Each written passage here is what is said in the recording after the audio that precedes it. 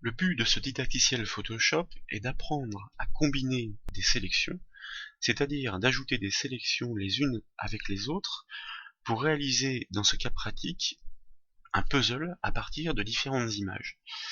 Nous avons, comme vous le constatez, sur cet espace de travail, différents onglets qui sont ouverts, correspondant chacune à une image différente. Le but est donc de construire un puzzle avec des sélections combinées à partir de ces images. Vous pouvez d'ailleurs les récupérer en suivant le lien du support qui est donné dans le descriptif de cette vidéo. Pour construire un puzzle, nous avons besoin dans un premier temps d'un nouveau document. Nous passons donc par Fichier nouveau ou CTRL-N et nous définissons ses dimensions. Nous allons partir sur un document de 900 pixels de large sur 600 pixels de haut, que nous validons. Pour placer précisément ces pièces de puzzle, nous allons découper le document en 6 parties égales puisqu'il y a 6 photos. Nous avons pour cela besoin des repères. S'ils ne sont pas affichés, vous allez passer par le menu Affichage et demander à ce que les règles soient présentes. Ce sont les règles qui permettent de poser les repères. De même, dans le menu Magnétisme, assurez-vous que la case Repères est cochée. Le magnétisme des repères nous permet de faciliter le placement des images et des sélections directement sur les repères que nous aurons placés pour découper le document. Nous allons donc commencer par le découper en 2 parties égales en hauteur. Le document fait 600 pixels de haut, c'est ce que nous avons défini, il part bien de 0. Si nous consultons la règle, il s'étend jusqu'à 600 pixels. Pour placer un repère vertical, nous cliquons et glissons directement depuis la règle horizontale vers le document jusqu'à 300 pixels. Comme nous arrivons au milieu du document, Photoshop nous aide, marque un pas, nous n'avons plus qu'à relâcher le bouton de la souris. De la même façon, pour placer des repères verticaux, nous cliquons et glissons depuis la règle verticale jusqu'à 300 pixels. Remarquez la présence d'une petite infobulle au moment où vous placez le repère qui vous indique précisément le pixel auquel vous êtes placé. Ici nous sommes à 602, nous devons revenir à 600. Et nous relâchons. Notre document est donc bien découpé en 6 parties égales. Nous allons initier les premières sélections qui vont constituer les premières pièces du puzzle. Nous avons besoin dans un premier temps d'un rectangle de sélection que nous allons construire en nous basant sur les repères. Le magnétisme nous aide à le placer. Pour qu'il s'agisse vraiment de pièces de puzzle, nous allons le combiner avec un cercle. Le cercle se construit à partir de l'ellipse de sélection en maintenant la touche Maj. Si nous voulons un cercle qui soit, à chaque fois que nous ajoutons des sélections de proportions identiques, nous devons travailler en taille fixe. Pour définir les propriétés taille fixe de l'ellipse de sélection, une fois l'outil sélectionné, dans sa barre d'options, dans la zone style, nous choisissons taille fixe et nous définissons ses proportions. Ici, 150 pixels par 150 pixels, soit un diamètre de 150 pixels. Ce qui signifie que nous ne tracerons jamais d'ellipse, mais toujours un cercle parfait. Nous avons donc notre carré, 300 pixels par 300 pixels, auquel nous allons ajouter un cercle, celui de 150 pixels de diamètre. Pour ajouter une sélection à une autre, nous enfonçons la touche Maj du clavier. Notez l'apparition du petit plus qui accompagne le curseur, nous cliquons, glissons, et positionnons directement notre sélection qui vient se chevaucher à la première. Et nous faisons de même en bas pour construire notre première pièce du puzzle. À partir de cette sélection, nous souhaitons prélever une partie d'une des 6 images présentes dans les onglets. Pour cela, nous passons par le menu Fenêtre, Réorganiser, et nous demandons 2 vignettes horizontales. Photoshop nous propose donc en haut notre document par défaut et en bas la première des images de la liste. L'outil de sélection étant actif, nous cliquons et glissons directement vers la photo. Nous plaçons la sélection de manière à prélever la partie de l'image qui nous intéresse Et pour rapatrier l'image que contient la sélection, soit nous utilisons l'outil de déplacement, soit avec l'outil de sélection, nous enfonçons la touche CTRL, CTRL du clavier, nous cliquons et glissons vers le document de départ.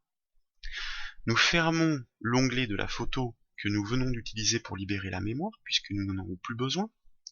Avec l'outil de déplacement, nous n'avons plus qu'à placer directement la première pièce de notre puzzle. Et puis nous poursuivons.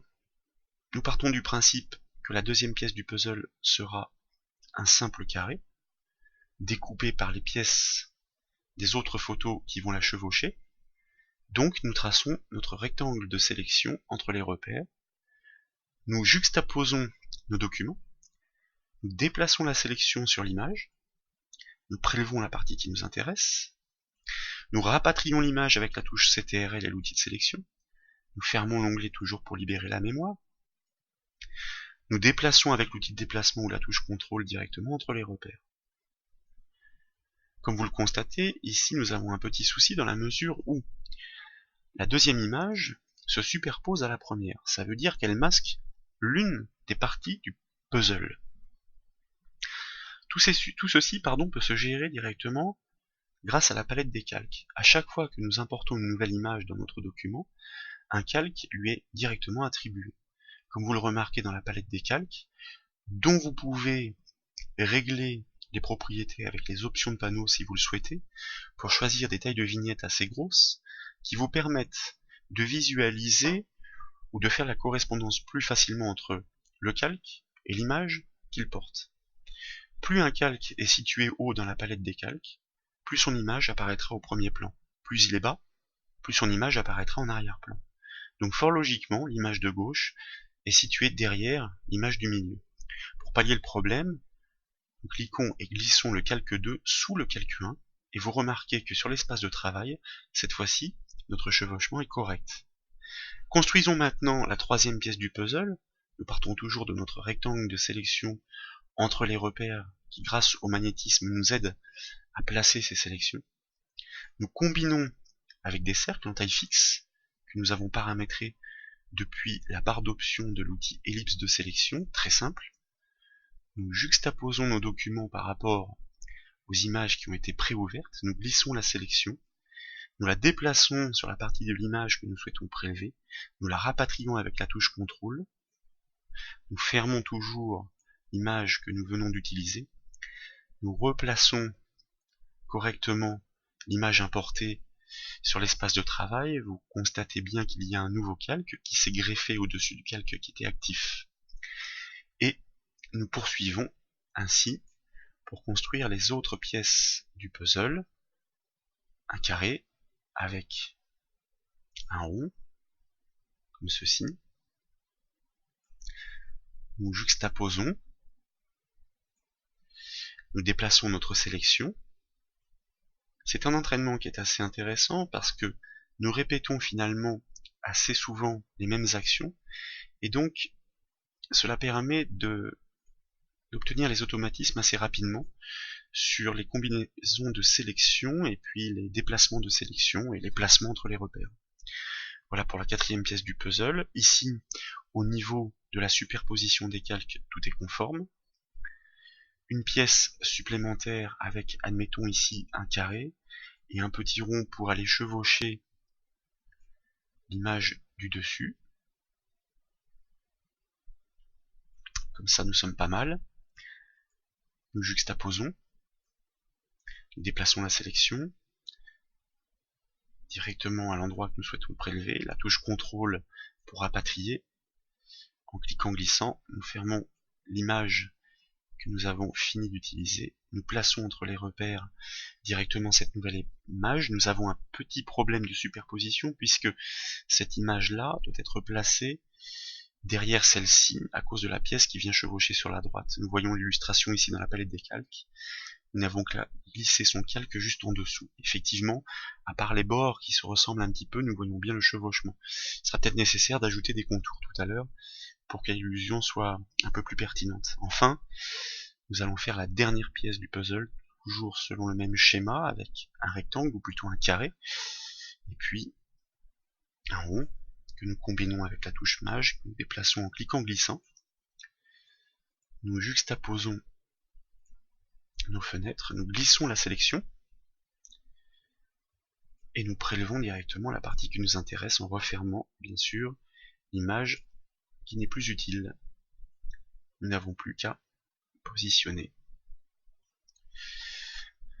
Celle-ci pourrait être intéressante à placer sous ce calque-là. Par contre, ce que nous constatons, c'est que du coup, celui-ci, qui doit être positionné en dessous, avait sa partie qui était masquée. Donc vous voyez, nous avons eu besoin de repositionner les calques de façon à ce que, dans l'ordre d'empilement, les images puissent conserver une hiérarchie qui permette la superposition des formes du puzzle. Donc toujours un œil sur la palette calque, qui est un des outils fondamentaux de Photoshop. Comme nous le disions tout à l'heure, il pourrait être intéressant de réaliser un contour sur chacune de ces pièces du puzzle, de manière à insister sur la séparation qui existe entre les images. Pour cela, nous pouvons passer directement par le petit bouton qui est situé en bas de la palette des calques, style de calque, et demander dans le menu contextuel qui apparaît un contour que nous allons régler en temps réel avec l'aperçu qui est donné. Vous voyez ici, le bord est un petit peu plus net. À vous de choisir la couleur que vous souhaitez, la taille du contour. Donc le contour est coché, différents effets sont possibles. Si nous choisissons par exemple un contour de 2 pixels, effectivement c'est un peu plus net pour une pièce de puzzle. 1 pixel était assez intéressant. Nous avons un mode de fusion-division qui doit influer sur les couleurs. Si nous passons en mode normal, vous constatez du coup que c'est bien la couleur noire qui apparaît. Et du coup, le contour est peut-être un peu trop épais. Donc il serait intéressant de repasser en 1 pixel. Le mode de fusion, c'est une opération qui agit sur le calque et l'effet que nous lui appliquons, qui consiste à mélanger les couleurs, par exemple, ou les images selon un algorithme précis. Donc là, nous avons tout simplement supprimé le mode de fusion. Voilà. Donc après, il suffirait de répéter sur chacun de ces calques l'effet. Comme les réglages sont conservés par défaut, il suffit juste de sélectionner le calque en question et de choisir dans le menu contextuel contour et de valider. Et vous remarquez que petit à petit, le puzzle prend forme sur l'espace de travail. Vous remarquez au passage que les effets que nous appliquons sont visibles et greffés dans la palette des calques, sous le calque, accompagnés d'un petit œil. Ça veut dire qu'à tout moment, il est possible de masquer cet effet. Vous voyez ici, l'effet concerne cette image, en bas à droite. Si nous cliquons sur l'œil de l'effet, constatez bien que le contour disparaît. C'est assez léger, puisque là nous avons choisi un contour discret. Voilà. Nous poursuivons. Nous appliquons un contour. Sur les 2 dernières pièces du puzzle, notre puzzle est terminé. L'objectif de ce didacticiel était de montrer comment nous pouvions combiner des sélections simplement en les contraignant. Donc l'utilisation des repères pour placer facilement les sélections et les images, et puis le fait de pouvoir travailler en taille fixe avec les outils de sélection pour s'assurer d'avoir des sélections uniformes, homogènes à chaque fois, et la touche Maj du clavier qui permet d'ajouter une sélection à une autre.